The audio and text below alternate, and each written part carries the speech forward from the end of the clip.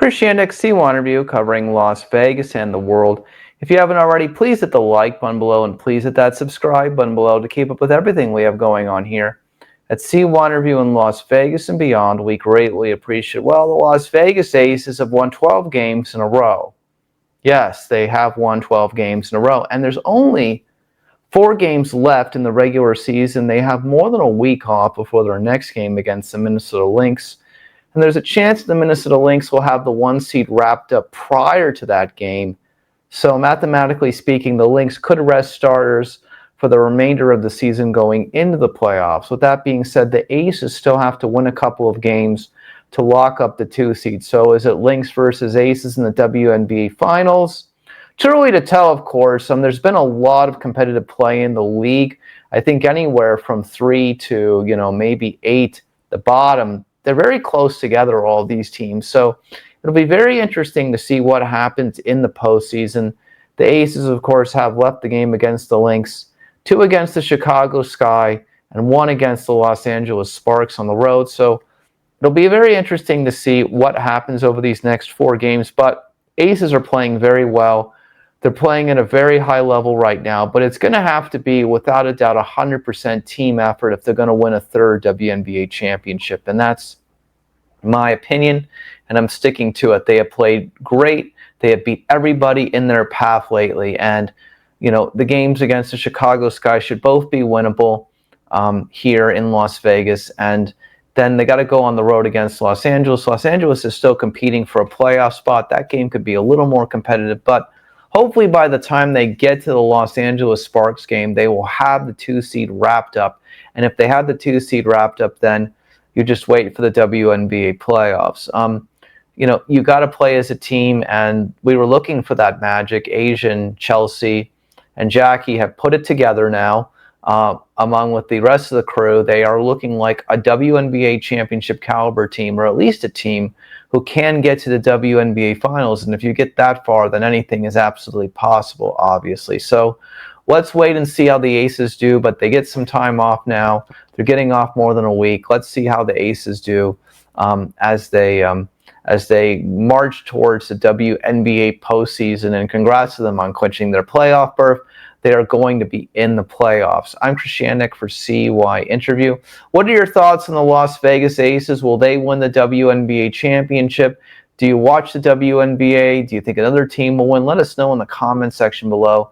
And if you haven't heard already, we've played it many times over the years, but here's my CY interview with A'ja Wilson from 2018. Before the Las Vegas Aces ever played a game here in the entertainment capital of the world, ever had a minute on the court, A'ja Wilson spoke with me when she was drafted as the first pick in the WNBA draft in 2018. Here is that CY interview already from more than 7 years ago. Here's my conversation with the great A'ja Wilson, who arguably may be the best, if not one of the top 3 to 5 best players who has ever played women's basketball. And here it is. You're on CY Interview. This is Christianic for CY Interview. We're here today at the practice facilities for the Las Vegas Aces with A'ja Wilson, center, first-round pick, number 1 pick of the WNBA draft of 2018. A'ja, thank you so much for being here. How are you? I'm doing great. Thank you so much for having me. So let's just talk, beginning with this. With all the practicing you've done, and obviously you've got a chance to get on the court now, what have you learned about your game compared to when you were in college so far?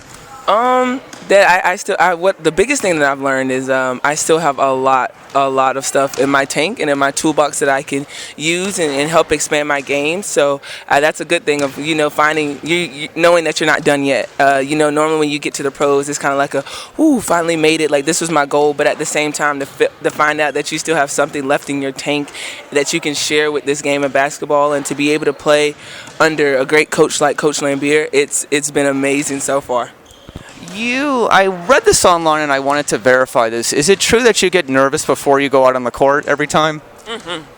Every time, every game, no matter who we're playing against, no matter what the media or the odds may have on the team that I'm on, I get super duper nervous. I get the jitters. I get really, really nervous. But once I kind of get out there, my teammates, and I feel the energy within us, it starts to go down. Why? I don't know. I think it's just the hype and the excitement of the game of basketball, and it's like it's really game day. Like you work so hard to reach the game day, and you prep so much for game day, and for it to finally be there, I just get the jitters because I'm excited. I'm super duper excited just to get out there and play, and just be with my teammates. You hinted to Holly Rowe at the WNBA draft that you had to deal with a lot of struggles and overcome a lot of things. Does that connect to the nervousness at all, or are they just completely different things? I think they're completely different things. When I look at just kind of the adversity that I faced with the teams that I was on and just within myself and how hard I am on myself, I really kind of look at it as a blessing. Like, I really made it this far. I made it out of something that in that moment, I probably didn't imagine me getting out of it. But I think it's completely different from when my nerves of just a game of basketball. Because basically you went to South Carolina, and South Carolina did not have a basketball history of being a national champion, so you took a chance. Yeah, I did. I took a huge chance at the age of 16. I mean, I really trusted Coach Staley and her program and what she stood for, and I kind of went out with a leap and got really, really lucky and blessed to have the opportunity to bring something back to my home state that, is never really on the map like that. So now, South Carolina is a powerhouse of the SEC. So I look at this scenario and I say to myself, so you go from South Carolina out here to Las Vegas. What's the transition been like? Oh, man, the transition has been pretty smooth, definitely me driving has been a huge transition. I mean, in South Carolina, you kind of get the little friendly waves or something, but here in Vegas, people pull right in front of you and they don't care. So, I mean, my biggest transition is, East Coast, West Coast. It's hot out here. It's very hot and dry. I mean, we're in a desert. But, I wouldn't trade it for the world. I love Vegas. I would have never imagined myself living in Vegas, but I'm happy to be here. How you present yourself, it seems like you are somebody who just wants to go out and play basketball, and all of those accolades that you have received are just kind of secondary. Is that fair to say? Oh yeah, definitely. My biggest thing, I don't go out saying I want to win this and that. I just go out there and have fun. I'm blessed with a great group of teammates and a coaching staff, and I take that and I just play off that. I feed off that.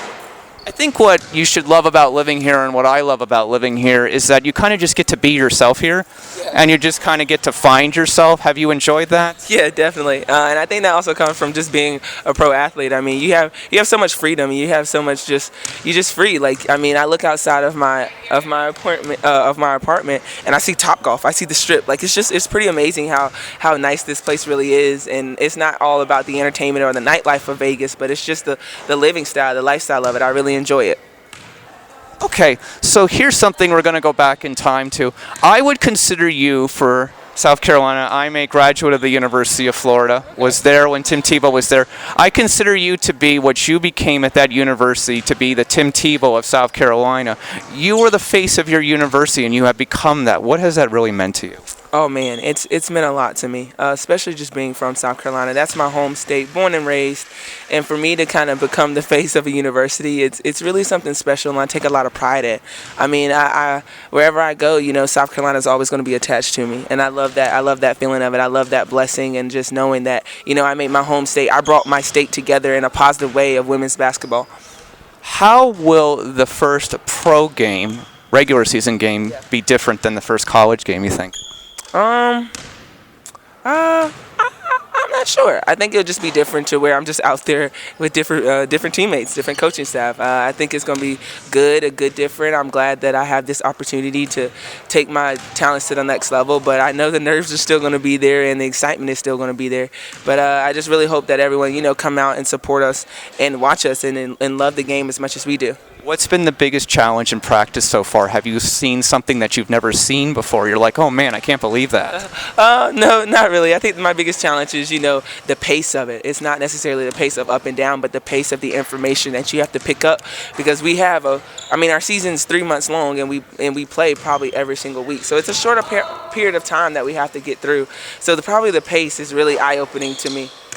What I've learned in life is that you're never going to be able to please everyone. So my best advice to you is just seek out people who give you a positive influence. I think that's most important, because you probably see all the headlines, you see all the tweets, and you just kind of think to yourself, really, is this my life? But the most important thing is just to find the people who make you feel good, and all you can do is give your best effort. Yes, very true. Definitely. That is something that I really live by. I mean, you don't want to be necessarily just a great player, but you want to be a great person, and you surround yourself with great people, and that's something that I really do in my life. So is Blake Griffin your dream pickup game opponent? Is there somebody else? Who would you want to play against on the court if you had a choice? Yeah, I would love to play against Blake Griffin. I'll probably be starstruck that I probably would pass out, but that's something that I would love to play against. He'll probably beat me, but hey, at least I'll enjoy the moment.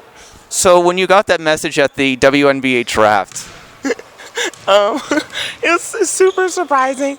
I thought it was going to be Coach Lambier, congratulating me, welcoming me to Vegas and the Aces. But no, it was Blake Griffin. So I was very caught off guard. I was super excited. I had to watch it like 5 times.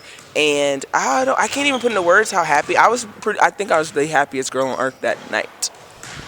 okay, you must be a really big fan of Fresh Prince of Bel-Air. Oh my goodness, I love Fresh Prince. Like my college intro handshake was Jazz and Fresh Prince, their little clapping, the snap. I love Fresh Prince. I have all the seasons of them. I love Will Smith. So yes, I am a huge Fresh Prince fan. So, now you get these great opportunities to meet new people and socialize with new people. So who do you most want to meet? Will Smith. Easily. That is like, I've met Blake Griffin, so I'm kind of good. But like Will Smith, Will Smith is like my next person that I have to meet. Like sometimes I want to say Beyonce, but like Will Smith is right now. Will Smith is my number one person. He's just he's a great feeling person. Like he's humble and I just love him so much. I think that you have to realize at this point, though, I'm sure you think about South Carolina and Columbia about every maybe hour, other hour. You probably think about it. But I think what I can say to you is that you probably know that they're all paying attention and they're there with you even though they're not here. Yes, definitely. Gamecock Nation is always behind me, and then that's what I love about our fan base. And then I would say to you finally, what will it mean to be a college graduate? Oh man, it would mean a lot. I think that's kind of going to be the icing on the cake of my whole collegiate career, my whole student athlete career at South Carolina. So to be able to hear my name being called and walk across the stage is definitely going to be a top moment for me. Well, Asia Wilson, thank you so much for your time today. Hang around with me for a moment, and thanks so much for being on CY Interview, and good luck this season. Thank you so much. Thank you for having me.